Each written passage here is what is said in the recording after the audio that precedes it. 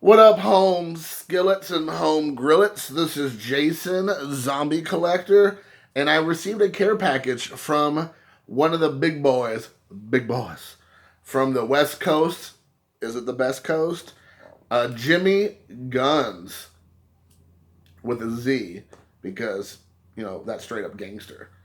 He was on a live stream. He popped in. He graced me with his presence. Graced us, I should say, the YouTube family.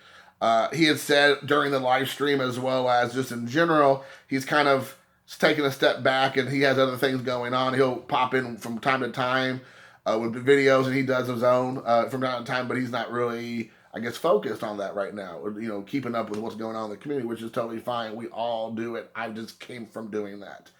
But he goes, "Hey man, I'm a wrestling fan myself. I'll send you some stuff your way.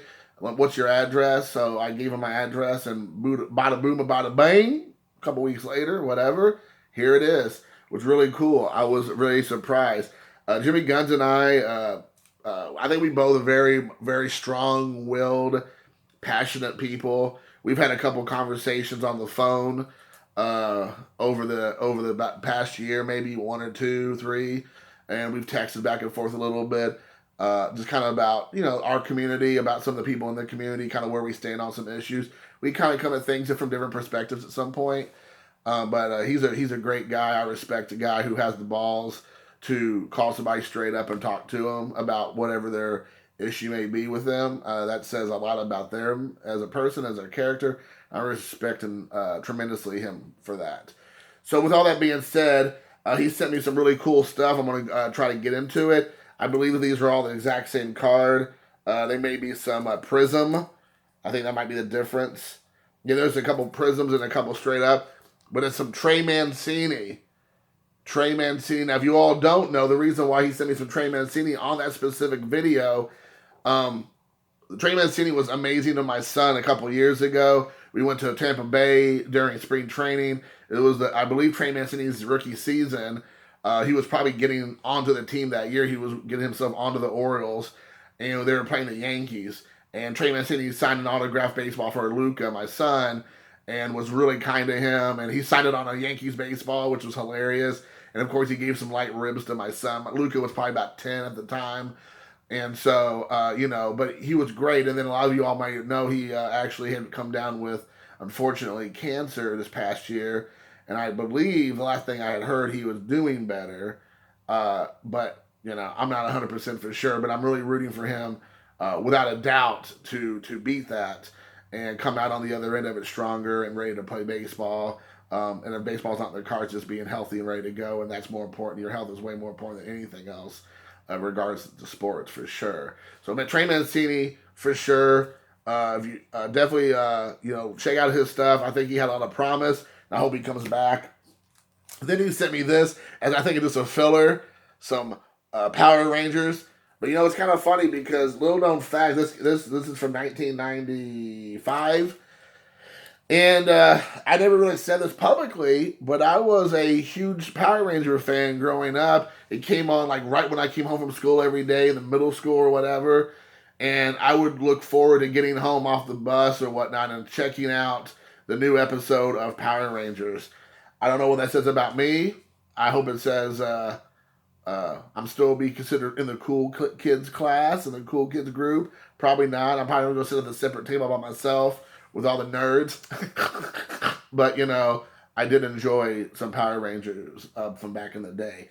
But then whoa, as I almost threw it on the ground, the big stuff was the wrestling cards from, I believe, 1987, it looks like, from WrestleMania 3. He goes, "Hey, man, I got a bunch of WrestleMania cards if you want me to send your way." I was like, "Awesome." So let me show you some of these. Danny Davis and the British Bulldog right there. Now, Danny Davis is actually a little known fact. I've never mentioned this before. Danny Davis opened up a wrestling school called OVW, Ohio River Valley Wrestling, which is in my hometown of Jeffersonville, Indiana. And I went to school with Danny Davis's daughter. I've never mentioned that before, but Danny Davis, who was the initial owner operator of OVW, now I believe it's Al Snow, took over. I don't know if he bought him out or he's the manager slash CEO now, and Danny Davis is like the president. He like gets away from everything. I don't know. I'm not for sure. But anyways, there's dangerous Danny Davis with the British Bulldogs, and we have, it looks like, Hearts hit the concrete. And again, Danny Davis on here with Bret the Hitman Hart. British Bulldog right here, as I like don't have it actually in frame. We got Jimmy Hart right there, the Hart Foundation. Jim the Anvil Neidhart. Then we got a Honky Tonk Man. We got Honky Tonk Man getting thrown by Jake the Snake Roberts. I've talked about meeting Jake the Snake Roberts, one of the best moments of my life. It was amazing. And then we have here, we got Ricky the Dragon Steamboat throwing off the Macho Man out of the ring. That's a cool action shot right there. Ricky the Dragon Steamboat is probably my Ric Flair. A lot of people always put Ric Flair as like their favorite wrestler as far as like this practitioner in the ring and just the way he sold and his mic skills. He definitely had the mic skills over Ricky the Dragon Steamboat, no doubt. I just loved Ricky the Dragon Steamboat a lot better. I liked him in the ring better. He never was a heel. He was always a baby face, which I really liked.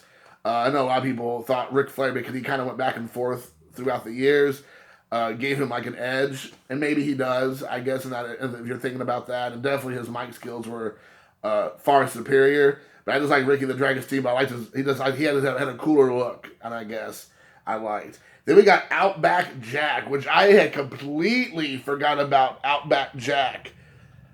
Do you ever remember the TV show, the video game from the 80s, Bayou Billy? Hello, it's Bayou Billy. But there was a Nintendo game called Bayou Billy, and it was like Outback Jack. I don't know who came first, but somebody copied the other. And I guess it all came from Crocodile Dundee, if you really think about it. But when I think of Bayou Billy, I think of Crocodile or Outback Jack. I completely forgot about that guy. I don't even know if he's really Australian.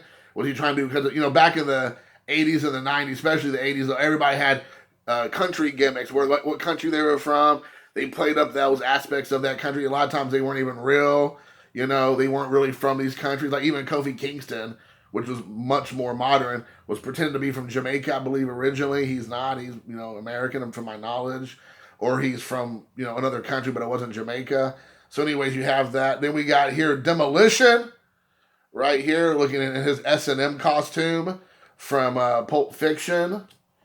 We got Showing Off. We got Bret the Hitman Hart there showing off. The best there was, the best there is, and the best there ever will be right there. Who else is in this? We got Jim the Anvil Neidhart. We got Jimmy Hart right there. Then we got the Killer Bees right here. Killer Bees. I remember them a lot. Fantastic Body Press. And that's Rick Martel right there. Rick Martel. And who's he? I don't even know who that, some jobber, I guess, on the ground. But you got the Rick Martel, really good guy here. Then we got the Backbreaker. Is that Hercules? Yeah, that's Hercules. Right there with the Backbreaker. I love that. That's a cool card. That Backbreaker, man. I mean, it doesn't look it looks very devastating, and I'm sure it's not, but it just looks so like a torture rag, like destroying the person's like spinal cord and back and ribs, like they breaking them over their back. It's such a cool optic looking move. I'm surprised people don't do it more often. Maybe it really is a move that can hurt people. It doesn't look like it because the body's like obviously resting on their shoulders. So as long as they're not actually pulling them down, they were just pretty much just bouncing them on there. It looks like it would be a move that would not hurt you. But I don't know. You hardly ever see that anymore. Then we got Ken Patera. I don't honestly remember this guy that well. Olympian return, so I'm assuming he was some sort of Olympian from back in the day. So you have that. And this one right here, I don't remember this guy. Reed is Riled. Right here, the Natural Butch Reed. I don't remember. The name sounds familiar. But you have the Natural Butch Reed, but I don't remember him. And sometimes these guys have different gimmicks throughout. And then we got Flying Body Press. Let's see who this is. Oh, from the Killer Bees, he's actually wearing his mask, which kind of threw me off. The Killer Bees right there. I remember them, him and his, I don't think they're brothers, but they both did a lot of high flying. They're one of the first groups I was witness to or privy to who did a lot of the high flying stuff off the ropes. Then we got the Islanders, Attack, Haku, and Tama. And I'm not going to get into it, but apparently Haku in real life is crazy. And I don't say that. Are they fighting Demolition? Oh yeah, they're fighting Demolition on here. In real life, apparently Haku will try to straight up kill you. Apparently, I've heard, and people can correct me if I'm wrong, Haku is one of the only wrestlers that Andre the Giant was literally scared of because he just didn't care. He didn't give any cares about trying to straight up battle you in real life. Like if you said or did anything to him or his family he didn't like, he would come straight up after you. For him, there was no kayfabe. It was all straight up real. Like there was real heat, as they call it in wrestling. Like he really would try to get you. So that was very interesting to hear.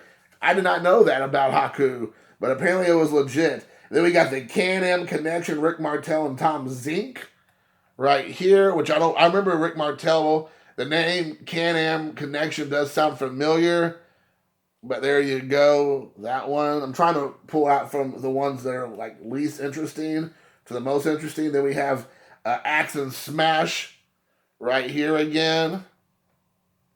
So there's another one. And then the next few ones are interesting ones for sure. We got the King Harley Race right here. King Harley. He had lots of battles with Ric Flair, and I remember him starting out in WCW is where I remember seeing him, I believe, originally. Then he went to WWF. But I believe he started out like an NWA or AWA, I believe. Some of these places, some of these other territories I kind of forget about. And then in a card that you probably would never see nowadays because people might take it the wrong way. It's again Outback Jack, and it says in the Outback. And here he is dressed, hanging around a bunch of Aborigines or Aboriginals. And he's there all, I guess, mudded up or painted up to try to be like he's an Aborigine or something. I don't know how much of that would go over nowadays. This is definitely a product of the 80s. But that is definitely a flash from the past. Then we have probably my last two favorite cards.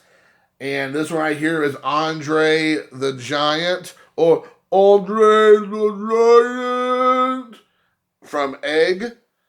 Right there you have Andre the Giant with Hulk Hogan and Rowdy Piper. That is the Piper's Pit. I'm not for sure if this is the episode, but I've said this before, so I won't get into it too much, where Andre the Giant rips off Hulk Hogan's cross. He has a gold chain and a cross hanging from it, and he rips it off and throws it on the ground and pretty much turns heel at that moment.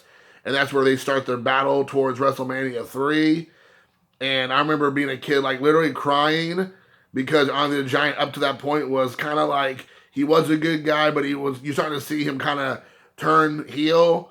I believe with Bobby the Brain Heenan, and then all of a sudden he went full heel. And when he did that, Hulk Hogan was on his knees, oh, no, not you, Andre.